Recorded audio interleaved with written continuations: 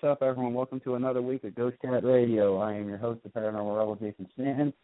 I do have a great show for you tonight. Jody may be calling in, may not be calling in. I have no idea, but we'll figure it out. We're supposed to have Brad Quinn on tonight, everyone, which I can't wait to talk to him. He's been on the show in the past a couple of years ago. So it's been a few years since I've had him on. So it's kind of cool to get him back on, which I have no idea if he called in yet or not. Did he call in, Denny? I guess not. It's all good.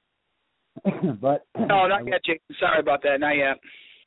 I don't think anyone called in yet. That's all good, though. But it's what it is.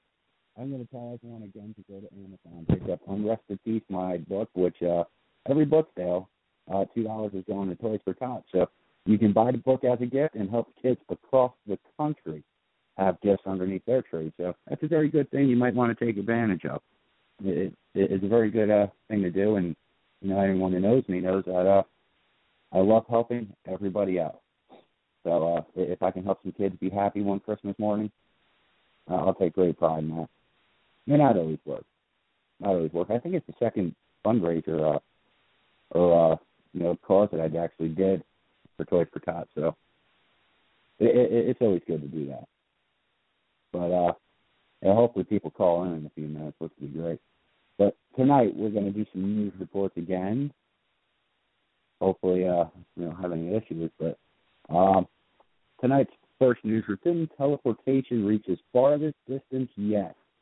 This is on a science website, which I'll post eventually. This is Live Science, which I've read from these guys a bunch of times. They're a lot more accurate of a website. So that's always good. I like it when I get those kind of news reports. But it said a new distance record has been set in the strange world of quantum teleportation. In a recent experiment, the quantum state, the direction it was spinning, of a light particle instantly traveled 15.5 miles across an optical fiber, becoming the farthest where the fuck am I now? Farthest feature yet. Advances in quantum teleportation could lead to better internet and communication and get scientists closer to developing quantum computers. About 5 years ago, researchers could only teleport quantum information, such as which direction the particle is spinning across a few meters. Now they can beam that information across several miles, which is kind of weird. That's kind of weird. Quantum teleportation doesn't mean it's possible for a person to instantly pop from New York to London or be instantly beamed aboard a spacecraft like in television show Star Trek.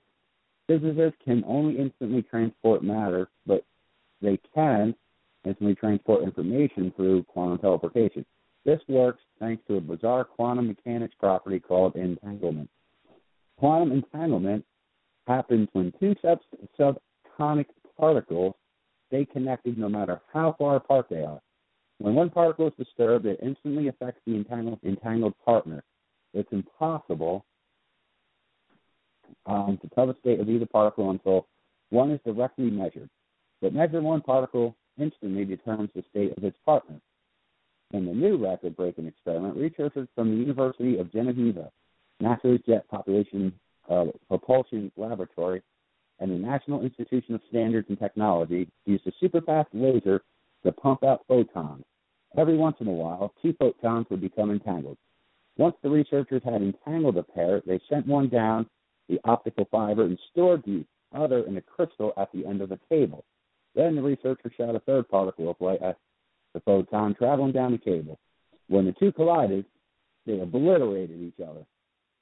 That's kind of cool, actually. So both photons vanished. The quantum information from the collision appeared in the crystal that held the second entangled photon. Fucking cool. I don't care what anyone says. That's awesome. Oh, Jody just messaged me. What does he have to say? Oh, she'll be here in a minute, I guess. But anyway, so now they're shooting things and they're blowing shit up on, a more smaller scale and zapping them right into something, miles down the road. How much fucking cooler is that? That's awesome. That's fantastic. I don't know what to say. But that's that first news report. Wish Jody was here. I'm sure she'd have something more cooler to say to me. That's all right, though. So we'll jump on another one. Let me see. A third toroidal ring around the Earth is discovered. Toroidal. If you have studied energy or sacred geometry, you may be familiar with the toroidal energy field that is around all living things, which is basically what we research as scientists, as investigators. Recently, researchers of the University, all right, now who the fuck is messaging me? Where was I?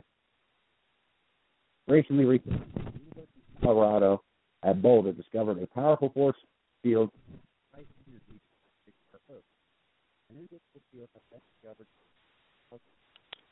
Hey, Jason, you're breaking up. I'm sorry. Oh, okay. How's that? Is that better? Yeah, much better. I don't know what the hell's wrong with that shit. That's all kinds of weird.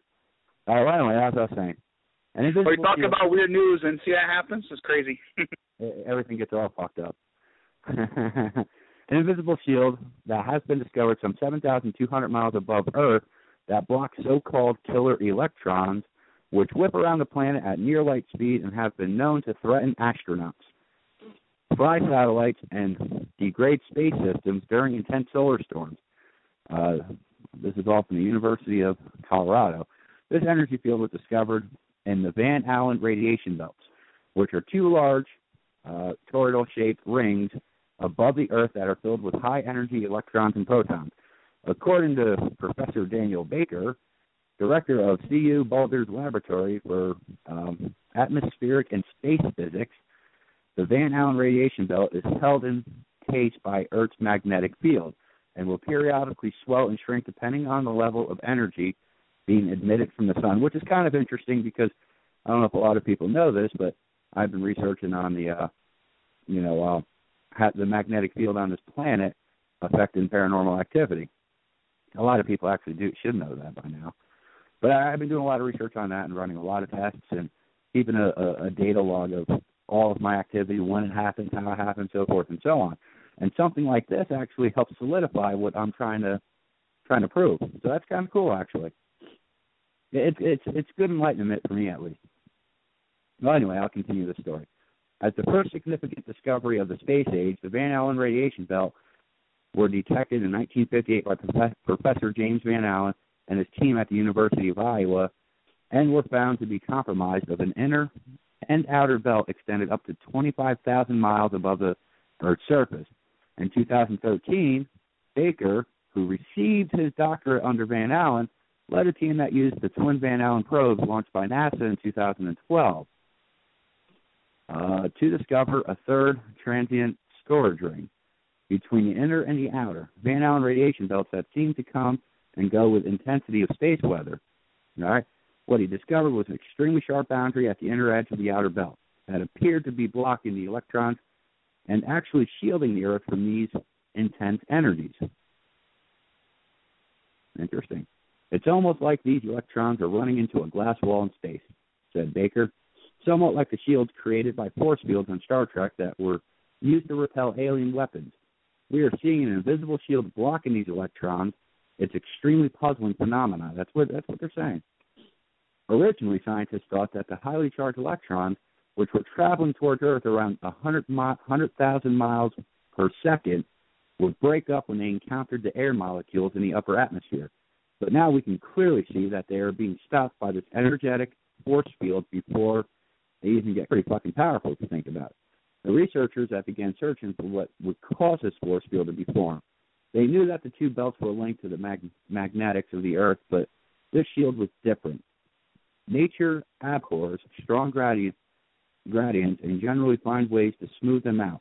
So we would expect some of the realistic electrons to move inward and some outward, said Baker. It's not obvious how the glow gradually process that should be involved in motion of these particles can conspire to create a sharp, persistent boundary at this location in space. All right, what the hell? Okay, apparently Denny patched them in. Who do I have patched in? This is Brad Klein. Oh, Brad is there. Cool. Did Jody ever call in, Denny? I guess not. She'll call in a little bit. No, Jason. All right, she hasn't called in yet. It's all good. I know she's on the road, so she said she'd probably call in. She may not call in. She doesn't. Well, she said she'll call in. She just wasn't sure when. And she did send me a message saying, yeah, they'll be there in a minute, but that was like 10 minutes ago. So who the hell knows? We'll figure it out. It's all good. So welcome to the show, Brad. I might as well introduce you real quick. I'm sorry, what's that? I said welcome to Ghost Chat Radio. I'm glad to have you on again. Oh, thanks. When I first dialed in, I thought I was calling in Bill Nye the Science Guy hour or something. Well, we do. Typically, the first half hour, we normally do some weird news kind of shit, whatever's in science, or we even go to the Huffington Post and talk about psychic goats and things like that. But those news reports are typically extremely questionable, and we normally let people know that. We don't want anyone getting false information. But tonight, I actually did a couple of this one. This one here is about the pterodactyl field that's around the Earth, and it helps energize the Earth in general. The sun will come in, it blocks out some rays and so forth and so on, and it'll intensify a magnetic field or not intensify a magnetic field, and stops particles and all kinds of stuff, which could be a cause of some of the paranormal activity that we have going on today. Well, it's all about energy, whether it's man-made energy, natural energy. That's. I mean, shoot, we've done experiments with the moon, the tidal pools. And we've actually found that in one investigation, this was one of the Ghost Lab episodes out in North Carolina. The second, we had a countdown to high tide. It was like at a certain time, so we had a countdown 5, 4, 3, 2, 1, and literally at the moment of high tide, which is the highest point of gravitational pull on the Earth that the moon has at a full moon. Yeah. We had this alarm that was on a door, like not a motion sensor, but one of those the alarms that have the two sides, and if it breaks the beam, then the alarm goes off. It literally ripped off the door. The door didn't just move; the whole thing ripped off the door, paint, wood, and all, at the second of the countdown. It was just too unbelievable almost, but it's true, Yeah. The pools, everything in science, it all has to do with paranormal activity. It's not magical. There's something to it. It's definitely entwined somewhere, I think, and I think there is a logical explanation for all the paranormal activity. What it is right now, we don't know as scientists, the researchers, but I think in time we'll wind up making that breaking point. But it's kind of cool that you said that, because I've been researching the same thing with magnetic pull and paranormal activity for, 8-9 years now, keeping the data log and keeping all this crap. Man, it's not too much the tide itself. It's as you said, it's the magnetic pull that comes from a lunar situation, a full moon, so forth and so on. And we can, evaluate that based on the tides, because the tides are affected by it. So it's kind of cool that you mentioned that. Yeah, it kind of breaks the monotony of regular investigation sometimes when you come up with these experiment ideas and you say, hey, the moon is energy, it causes the tides. What if we were at a place with a high tide and blah, blah, blah, and you just kind of experiment with it, and we a lot of times just stumble onto something because of just some wild hair-up-our-ass idea about, hey, let's try this, and it actually worked. Kind of breaks the monotony of, hey, guys, let's go to this abandoned building and sit here and just ask, what is your name for 5 hours? and we do get a lot of those a lot.